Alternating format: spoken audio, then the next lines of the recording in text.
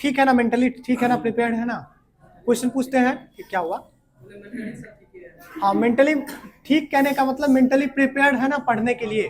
हाँ बस mentally prepared रहना पड़ता है।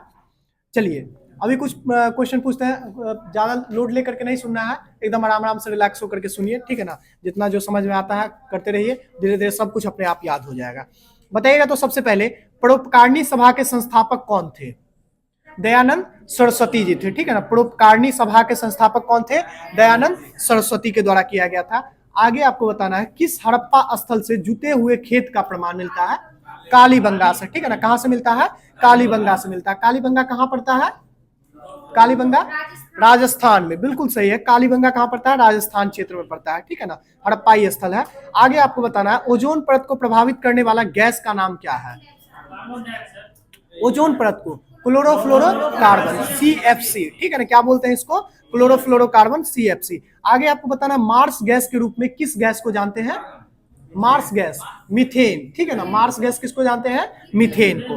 हाँ, आगे आपको बताना है ग्रैमी अवार्ड जो है यह किस क्षेत्र में दिया जाता है। ग्रैमी, हाँ, ग्रैमी अवार्ड ये संगीत के क्षेत्र में दिया जाता है। किस क्षेत्र में दिया जाता है, संगीत के क्षेत्र में, म्यूजिक के क्षेत्र में दिया जाता है। आगे आपको बताना 1857 के विद्रोह के समय भारत के गवर्नर जनरल कौन थे, लॉर्ड कैनिंग। गवर्नर जनरल कौन थे 1857 में, लॉर्ड कैनिंग थे, ठीक है ना। और यही गवर्नर जनरल को, लॉर्ड कैनिंग को बाद में ट्रांसफर कर दिया, क्या पद देकर के, वाइसराय, ठीक है ना, वाइसराय बना दिया गया था। आगे आपको बताना है सूर्य और तारों में ऊर्जा का स्रोत क्या होता है।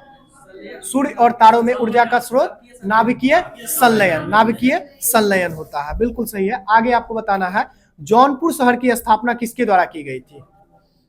जौनपुर की शहर की स्थापना FST के द्वारा, यानी कि फिरोज शाह तुगलक के द्वारा, ठीक है ना। फिरोज शाह तुगलक के द्वारा जौना खां के याद में किया गया था। और जौना खां किसका नाम था, मोहम्मद बिन तुगलक का, ठीक है ना। इन्हीं के याद में जो है ना, इनके भाई फिरोज शाह तुगलक जौनपुर शहर की स्थापना करते हैं। बताइएगा कोयला जो है यह आपको किस प्रकार के चट्टान में मिलेगी। कोयला अवसादी चट्टान में। कोयला किस प्रकार की चट्टान में मिलेगी, अवसादी चट्टान में आपको मिलती है। बताना है आपको प्रायद्वीपीय भारत की सबसे ऊंची चोटी कौन सी है। नहीं, प्रायद्वीपीय भारत की, प्रायद्वीपीय भारत की, कंचनजंगा नहीं, प्रायद्वीपीय भारत की थोड़े ना। प्रायद्वीपीय भारत कहने का मतलब दक्षिण भारत वाली जो क्षेत्र है इसके बारे में हम बात कर रहे हैं। अन्नाईमुडी, कौन सी क्षेत्र है, अन्नाईमुडी, ठीक है ना। अन्नामलाई पहाड़ी का हिस्सा है अन्नाईमुडी, वो दक्षिण भारत की सबसे ऊंची चोटी या फिर प्रायद्वीपीय भारत की सबसे ऊंची चोटी है। चलिए आगे आपको बताना है लक्षद्वीप जो है यह किससे निर्मित हुआ है, तो प्रवाल भित्तियों से। लक्षद्वीप जो है ना किससे निर्मित हुआ है, तो प्रवाल भित्तियों से यह निर्मित है। आगे आपको बताना भारत में किसने स्थानीय स्वशासन को लागू किया था, लॉर्ड रिपन के द्वारा। लॉर्ड रिपन के द्वारा। स्थानीय स्वशासन का जनक भी किसे कहा जाता है, लॉर्ड रिपन को ही कहा जाता है। बताइएगा ऑपरेशन माई सहेली जो है यह किस विभाग के द्वारा किया गया था शुरू, तो माई सहेली जो है ना यह महिलाओं के लिए किया गया था भारतीय रेलवे के द्वारा, ठीक है ना। साउथ रेलवे के द्वारा यह पहल चलाया गया था, माई सहेली, भारतीय रेलवे के द्वारा। आगे आपको बताना है शांति के लिए एकजुटता प्रस्ताव किस संगठन से संबंधित है। शांति के लिए एकजुटता का प्रस्ताव जो है यह किस संगठन का नारा है, शांति के लिए एकजुटता, यूनाइटेड नेशन, किसका, यूनाइटेड नेशन का, ठीक है ना, संयुक्त राष्ट्र संघ का। आगे आपको बताना है ब्रॉक्स जू जो है यह कहां है, ब्रॉक्स जू जो है यह किस देश में है। ब्रॉक्स जू चिड़ियाघर है, यह संयुक्त राज्य अमेरिका में पड़ता है। कहां पड़ता है, संयुक्त राज्य अमेरिका में। ब्रॉक्स जू कहां पे पड़ता है, संयुक्त राज्य अमेरिका में। आगे आपको बताना है आदिस अबाबा जो है यह किस देश की राजधानी का बड़ा शहर है। आदिस अबाबा जो है किस देश की राजधानी और वहां का एक बड़ा शहर है, आदिस अबाबा, इथोपिया, इथोपिया। आदिस अबाबा कहां का राजधानी है, इथोपिया, ठीक है ना। आगे आपको बताना है इंडियन नेशनल एसोसिएशन की स्थापना कब की गई थी। इंडियन नेशनल एसोसिएशन की स्थापना 1853 में, 1853 में इंडियन नेशनल एसोसिएशन की स्थापना। चलिए आगे आपको बताना है प्रार्थना समाज को किसने लोकप्रिय बनाया था। प्रार्थना समाज को लोकप्रिय, प्रार्थना समाज की स्थापना किसके द्वारा की गई थी, तो आत्माराम पांडुराम के द्वारा। और इसको लोकप्रिय बनाने का जो काम किए थे वो MG रानाडे के द्वारा। किसके द्वारा, MG रानाडे, यानी कि महादेव गोविंद रानाडे के द्वारा इसको लोकप्रिय बनाने का काम किए थे, ठीक है ना। चलिए आगे आपको बताना है किसके काल में चांदी का जलाली सिक्के का निर्माण हुआ था? किसके काल में चांदी के जलाली सिक्के का निर्माण हुआ था? जलाली सिक्के अकबर के कार्यकाल में। कब चला था? अकबर के कार्यकाल में, ठीक है ना। चांदी का जलाली सिक्का चलता था अकबर के कार्यकाल में। बताइएगा तो समतल दर्पण में प्रतिबिंब कैसा बनता है? हाँ, सीधा और आभासी, सीधा और आभासी, ठीक है ना, सीधा और आभासी। चलिए आगे आपको बताना है, फॉर्मल्डिहाइड तथा KOH अभिक्रिया करके मेथनॉल और पोटेशियम फॉर्मेट बनाती है, इस अभिक्रिया को क्या कहते हैं?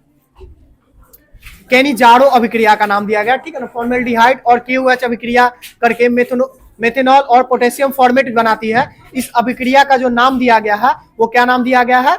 केनी-जारो अभिक्रिया दिया गया। क्या नाम दिया गया है? केनी-जारो रिएक्शन। चलिए बताइएगा तो किसी झील के लिटारोट जोन किस प्रकार के पौधे होते हैं?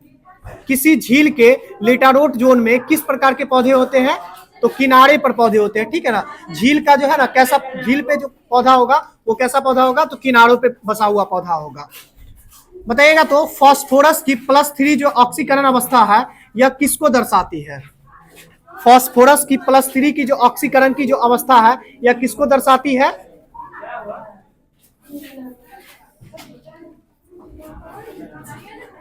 क्या हुआ है एक बार देख लीजिएगा तो क्या हुआ है।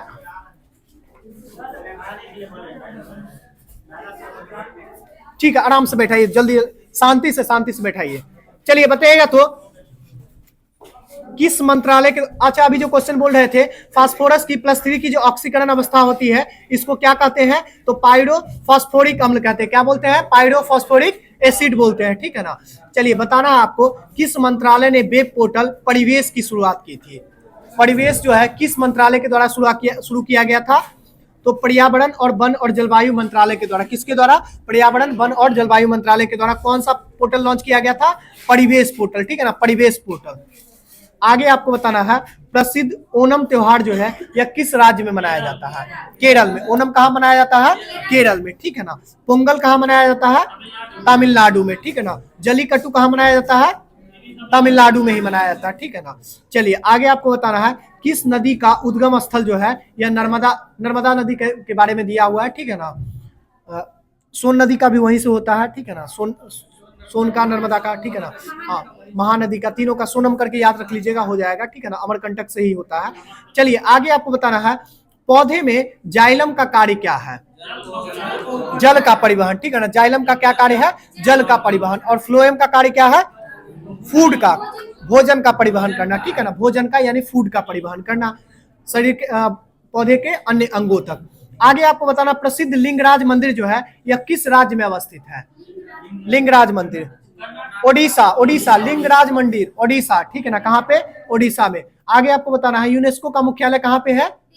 पेरिस, फ्रांस में। यूनेस्को का मुख्यालय कहाँ है? पेरिस, फ्रांस में। बताना, बिहार में 1857 क्रांति का नेतृत्व किसके द्वारा किया गया था? बाबू कुंवर सिंह के द्वारा किया गया था। बताइएगा, सूर्य से दूरी के अनुसार पृथ्वी और बुध के बीच कौन सा ग्रह है? बुध और पृथ्वी के बीच कौन सा ग्रह है? बुध और पृथ्वी के बीच दूसरा जो ग्रह होगा वही होगा, ठीक है ना, क्योंकि तीसरा ग्रह तो हम लोग का पृथ्वी है। तो बुध, शुक्र, पृथ्वी, तो पृथ्वी और बुध के बीच में शुक्र आ जाता है, ठीक है ना। पृथ्वी का जो है ना बहन का भी संज्ञा इसे दिया गया है, या फिर भोर का तारा का भी संज्ञा दिया गया है। आगे आपको बताना, शुक्र ग्रह को आगे बताना है, भारतीय राष्ट्रीय कांग्रेस का प्रथम अधिवेशन कहाँ हुआ था? बॉम्बे में हुआ था। कहाँ पे हुआ था?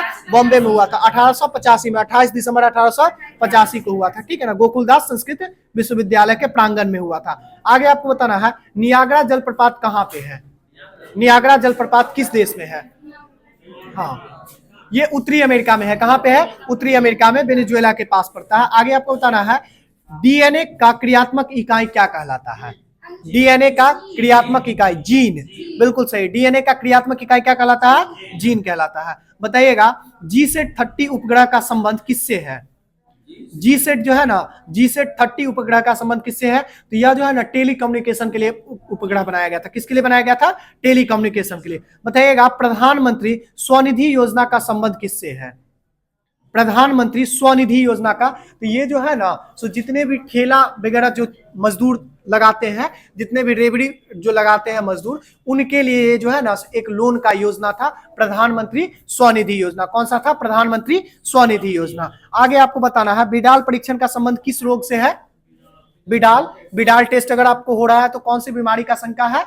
टाइफाइड का। किसका शंका है? टाइफाइड का। एलिसा टेस्ट किसके लिए होता है? HIV एड्स के लिए, ठीक है ना, HIV एड्स के लिए एलिसा टेस्ट। वेस्टर्न बोल्ट किसके लिए होता है? यह भी HIV एड्स के लिए ही होता है, ठीक है ना। उसी तरह से बिडाल किसके लिए होता है? टाइफाइड के लिए होता है, ठीक है ना।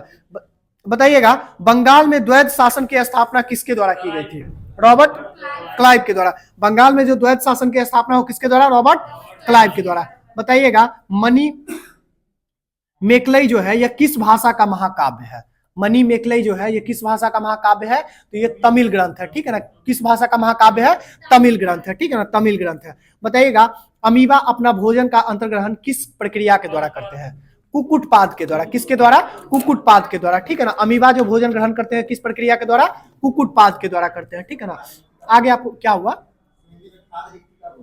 हाँ, खाद्य रिक्तिका, बिल्कुल सही है, खाद्य रिक्तिका ही बोलते हैं, सही है।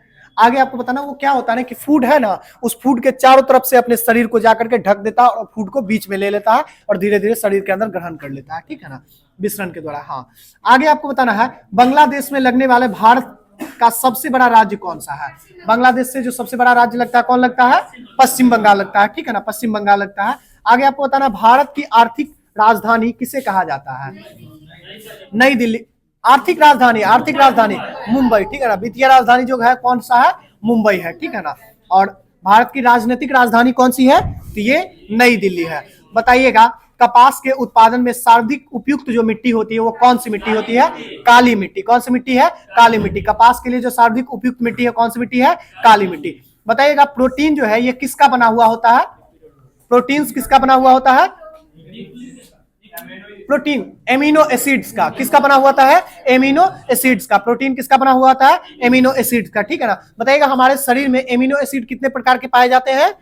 20 प्रकार के, ठीक है ना, 20 प्रकार के, जो 10-10 में डिवाइड रहता है। 10 जो है हम लोग को पोषक तत्व के द्वारा प्राप्त करते हैं और 10 जो है शरीर खुद निर्माण करता है, ठीक है ना। पोषक तत्व से कितना लेते हैं? 10, और 10 शरीर खुद निर्माण करता है। टोटल 20 प्रकार का अमीनो एसिड पाया जाता है। और प्रोटीन्स का जो है अंतिम उत्पाद क्या होता है? तो ये अमीनो एसिड ही होता है। आगे आपको बताना है भारत में खेल उत्कृष्टता के लिए सर्वोच्च पुरस्कार जो है कौन सा पुरस्कार दिया जाता है? राजीव गांधी, इसी का नाम जो चेंज कर दिया गया। खेल उत्कृष्टता के लिए जो सबसे ज्यादा उत्कृष्ट पुरस्कार है वो कौन सा है? ध्यानचंद पुरस्कार है, ठीक है ना, मेजर ध्यानचंद पुरस्कार। 2 पुरस्कार है ध्यानचंद के नाम पे, 2 पुरस्कार है भारत में, याद रखिएगा। एक है ध्यानचंद पुरस्कार और एक है मेजर ध्यानचंद पुरस्कार, ठीक है ना। मेजर ध्यानचंद पुरस्कार जो है वो 29 अगस्त को जो राष्ट्रीय खेल दिवस मनाते हैं उनके ही नाम पे मनाते हैं, ठीक है ना। उसमें जो पुरस्कार की राशि है वो कितना दिया जाता है? 25 लाख, ठीक है ना। कितना दिया जाता है? 25 लाख। और एक और पुरस्कार है जो खेल में ही दिया जाता है, वो है ध्यानचंद पुरस्कार, और उसमें जो राशि दी जाती है वो कितनी दी जाती है? 10 लाख। 10 लाख कितनी दी जाती है? 10 लाख, ठीक है ना। तो दोनों अलग अलग है और दोनों खेल से ही है, लेकिन उत्कृष्ट जो पुरस्कार है वो सबसे ज्यादा कौन सा है? मेजर ध्यानचंद पुरस्कार है। पूर्व में इसका नाम क्या था? राजीव गांधी खेल रत्न पुरस्कार था। चलिए आगे आपको बताना है कपास जो है यह किस कुल से संबंधित है? कपास का संबंध मालवेसी, बिल्कुल सही है। कपास जो है किस कुल का पौधा है? तो ये मालवेसी कुल का पौधा है। आगे आपको बताना है चेरनोबिल जो विनाशकारी परमाणु दुर्घटना हुई थी या यूक्रेन में हुई थी या किस तिथि को हुई थी? 1986 में। चेरनोबिल जो परमाणु दुर्घटना हुई थी या कहां पे हुई थी?